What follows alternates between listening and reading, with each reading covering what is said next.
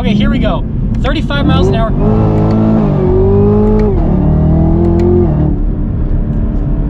It's not too much power. Hey everyone, it's Ben Hardy here, and in today's video, yes, we're gonna be going over the ZL1, and we're gonna be kind of like comparing this to a regular ZL1 that doesn't have the 1LE package, and then also an SS Camaro.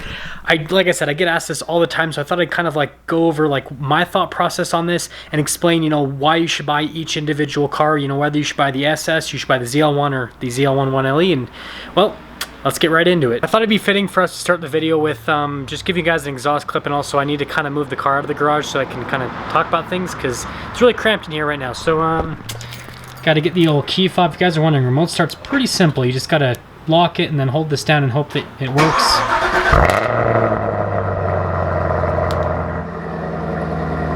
It's loud. This is so much better placing for the car. As you guys can see out in the sunlight, you can actually kind of see the color on it and all that. And this will be the first part of the video, is just talking about like the exterior reasons of why you should get this car over an SS or a regular ZL1, or whether or not you should get those cars. So first and foremost, the thing that differentiates a ZL1 from a regular Camaro is going to be like the whole front end. So the ZL1s have a unique front fascia here, so this whole front end is unique, and I'll try to remember to throw up a picture of like a regular SS. You guys can see the front end on that. So the bumper, that whole design is unique to a ZL1. You don't have to get the 1LE package to get this front bumper, so if you like that look, obviously you could buy an aftermarket bumper or you could just get this package. So kind of just depends on what you're going for with the car. But yeah, that's the first thing, is obviously the front bumper. Now the next thing on the looks is going to be with the 1LE package. So the 1LE, what it does is it adds a larger front splitter here, and sorry that it's a little bit dirty, it's been sitting in the garage forever, but anyways, larger front splitter compared to a ZL1, and then you get the canards, aka the nards, on the front. So if you guys can kind of like imagine those being gone, then that's what a regular ZL1 would look like. So make the front splitter smaller, take off the nards, and then you pretty much have what the ZL1 looks like. The next differentiating factor is going to be with the hood. So the ZL1s, they actually will a lot of the times just have like body color here. I have seen a couple with a blacked out hood like the 1LE has, but most of them will just have a regular like body painted hood. And then all the ZL1s will have the little carbon fiber there for the top of it, which I just think looks really cool. So again, if you want the carbon fiber, you just have to go for the ZL1 package. If you want this whole like blacked out thing, that comes with the 1LE, but again, I have seen a couple of ZL1s with that, and also that's not hard to wrap a car to look like that. So the next differentiating factor is going to be the tire and the wheel setup. So with the ZL1 1LE, you get massive tires on it. So you get 305s in the front and then 325s over there in the rear. Now I might be wrong on the exact dimensions for the SS, but I believe that it comes with like 275s. It might even be smaller than that if I remember, maybe even like 265s. They're pretty skinny tires, so you do get wider tires, so better grip on the ZL1, and then the 1LE, they both have bigger tires. I think the ZL1 is just a size smaller. I think it's 315s in the rear and then 295s in the front. I might be wrong on that. Sorry if I'm wrong on that. And then the other thing with the 1LE, you guys can obviously see the brakes even say 1LE on them. You do get different brakes on the 1LE package, so that's something to also take into consideration with it. If you're buying a 1LE over a ZL1, is you do get quite a bit of extra stuff added onto it. And then the tires themselves are race compound tires. These are the stock tires. Now the plus is they stick really well.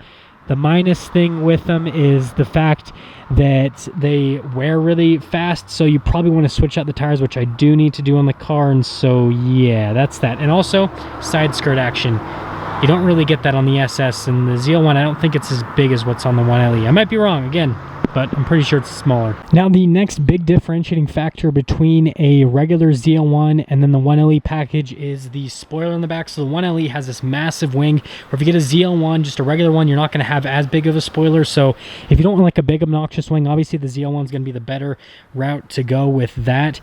And then other than that, the rear end on both of them is pretty much identical, again, just other than the spoiler in the back. And yeah, that's pretty much everything for the rear. And then with the SS, it's even smaller with the spoiler, so it's a sad life. I completely forgot to pop the hood and talk about stuff that's happening under there, so we gotta pop that bad boy. And oh gosh, hopefully this isn't as dirty as the Raptor. Okay, well, nothing's as dirty as the Raptor, to be honest, so we're good there. Oh, guys, I don't know what I'm doing. I'm a casual. There we go. Okay, so with the ZL1 and the 1LE, you get a supercharged 6.2 liter V8, 650 horsepower, 650 pound-feet of torque. If you get the SS, it's 455 horsepower, then 455 pound-feet of torque. Still a 6.2 liter V8, just doesn't have a supercharger like what this has. And pretty simple, it tells you supercharged LT4. So yeah, huge power difference. And I'm going to talk about this more when we drive it, because I have heard some people say that this has too much power. Definitely don't agree with that, but yeah, that's the whole engine. And yeah, we're gonna well, see ya. Before we head out, I thought I'd just give you guys one more quick look to kind of touch points on everything again. So with the 1LE, you get the Nards, bigger front splitter. With the regular ZL1, you still get that carbon fiber in the middle. You don't necessarily get this little black part in the center of the hood. Different tire setup on the 1LE compared to the regular ZL1 and then the SS Camaro. A little bit larger on the side skirts, big wang in the back, and yeah, she still looks beautiful. Still love this wrap. I know that doesn't pertain to today's video, but guys, just look at this. Look at that gold sparkle in the sunlight. It looks crazy. Oh, hey there, buddy. You were gonna start barking in my video, weren't you? Yeah, you were. At least you were quiet. You're a good boy for being quiet. I'll give you treats later for not barking during my video. Ah, look, he's getting his adult teeth, by the way. They're almost all grown in. He's gonna be a big dog soon. For those of you that aren't subscribed to me and don't watch my videos, if you're wondering on the drive mode, so in terms of the drive mode, I always drive it in the track mode, and then in terms of the stability control, I turn it off, and then I have it over into the race mode. That's just what I found is the one that's the most fun for me to drive personally. Might not necessarily be like the most efficient driving, but that's kind of the most fun for me, and you don't get that in an SS. I'm like 99% sure you don't get that in an SS. This video just went from informative to trashy, but look at that. You know you're part of the big wang gang when your shadow has a big wang. Like, I absolutely love that. It's so funny. The first thing that I want to talk to you guys about is going to be the transmission options with this driving portion. So should you buy the automatic or should you buy the manual? So first off, if you have the 10-speed automatic available to you, it's a great transmission. That's what I have in this 1LE, and response time on it's really solid. The shift times are basically instantaneous, and so it's definitely still really fun to drive with this automatic. Now that being said, the manual, you guys can see the shift times, like, listen, it happens instant as soon as you like press the paddle. So anyways, the manual does have the auto rev match, and so if you do know how to drive a manual, it would definitely be a ton of fun to drive. Now, here's my recommendation. In the SS, I feel like the manual is more fun than in the ZL1, and it just has to do with the power. So the SS has like a perfect amount of power. It's got 455 horsepower, and so just with a manual transmission, it's like the right amount to where you can pretty much get traction all of the time. And so it just makes the manual like really engaging, really fun. And I think that's a transmission to go for if you get an SS. Now, if you go for the ZL1 or the 1LE, this is where things are gonna kind of vary. So like, if you want it to be a daily driver car, definitely first off, get the ZL1 compared to the 1LE, because the 1LE just rides so much rougher compared to the ZL1 that it's just definitely worth it for you to invest in getting just the regular ZL1, just from like a ride quality standpoint. But yeah, if you want to daily drive this, obviously an automatic is going to be easier to daily drive than a manual. But if you're okay daily driving a manual, it'd still be okay. Now, my biggest thing against getting a manual with the ZL1 is just the amount of power that this has. You can still handle it with a manual transmission, but it's getting up to that level where it's so much power that like trying to focus, and this isn't like, you guys are probably gonna make fun of me for saying this, but like trying to focus on, you know, what gear you're in and focusing on, it obviously has a rev match, but let's say that you do focus on rev matching, so trying to focus on all that kind of stuff, and then on top of that, trying to focus on controlling the car because you can't get any traction, it makes it so that things add up and you're like, oh my gosh, this is too much. It's really frustrating, and you get to the point where the car's, it's not undrivable, but it is kind of like annoying to drive because you're having to pay attention to so many different things. If you like that, if you like that level of engagement, go for it. But in my opinion, it's a little bit cumbersome and it gets a little bit annoying, especially first gear.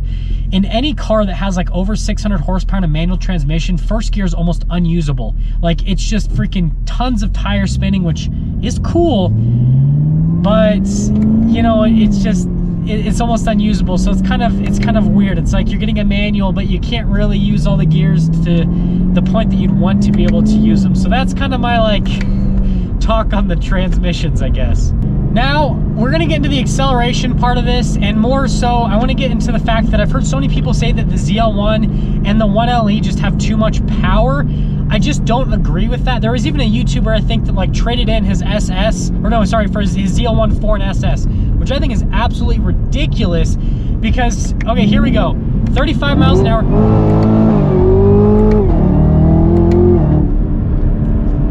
It's not too much power. Like, yeah, you get a little bit of tire spinning, and this person behind me probably wants to kill me now because like I just kind of did like a really slow thing right there. But like, it's not too much power. Like, you press it and it goes. And that's the best thing about this car is no matter how fast you're going, you always get power. And yeah, when you're at like really low speeds, you will get some tire spinning like I got right there, but it's pretty manageable. The car doesn't like fishtail all over the place. It's really manageable, and it just makes the acceleration so much more fun, and you just can't get that out of a regular SS. The regular SS is a good amount of power, but it's just, dare I say, it's not enough. This feels like enough power, because even when I'm going right now 60 miles an hour, which don't worry, the speed limit's 70, like I can press it and I fly. You do that in an SS and you'll accelerate, but it's just not the same level. 200 horsepower is a massive amount. And so the first thing I'm trying to get, like the first point I guess I'm trying to get here is, no, it doesn't have too much power. And yes, it's the perfect amount of power. You can pretty much use it all the time. Like, just to prove my point here, okay? We're in first gear, okay? Like, you get a little bit of shaky is the best way for me to describe it, but it's manageable. It's super manageable. Like, the car doesn't like freaking pull a Mustang and end up and hitting into a curb or anything like that. It's extremely manageable. You can even pretty much floor it from a standstill and it's not gonna get away from you. Now, I don't want people like just be randomly crashing their cars. Like, obviously always be careful, but like, I hope that you guys get my point, that you can pretty much you can always use the power. Like, I don't understand how that's too much power. I know that I've been griping about this for so long in this video, but seriously, I don't understand how that's too much power. That's just, it's the perfect amount. And the last thing that I want to talk about that you guys are probably interested in if you are looking at one of these cars is going to be the handling, and I thought this kind of like zigzaggy road would be, well, a perfect example. So, with the 1LE, you guys can see here, you can pretty much like power out of any corner and it's gonna hook. It's just crazy. And the brakes, they're so good. Like, you downshift, obviously at the same time you're braking, and so you can come into a corner super fast and then you can brake just before, right, you can hit the apex. Like, it's so nice with how this drives. And even on back roads, like, this thing is a monster on back roads. I was really surprised. I thought that, oh well, this car weighs over 4,000 pounds. I'm like, oh, this thing's a pig. It's not gonna be able to handle on back roads. It does so well. Like, it just, I don't know how to explain it other than like, you guys need to like drive one to understand it. Like, it handles so well, and you always have power. Again, because this has that supercharged V8 with 650 horsepower, it doesn't really matter what gear you're in, you always have enough power to power out of any corner. And if you want to go up like a canyon, here in Utah I live at 4,500 feet elevation. If I go up the canyons, I literally go up to like 9,000 feet and I still have more than enough power, whereas a naturally aspirated V8 just isn't going to be able to hold its own in a situation like that. So yeah, from the handling standpoint, super fantastic. Now, a regular SS is going to be good. The SS 1LE handles probably the best because it's a little bit lighter than this, because it doesn't have the supercharger. Oh my gosh, I almost just ended my whole career right there.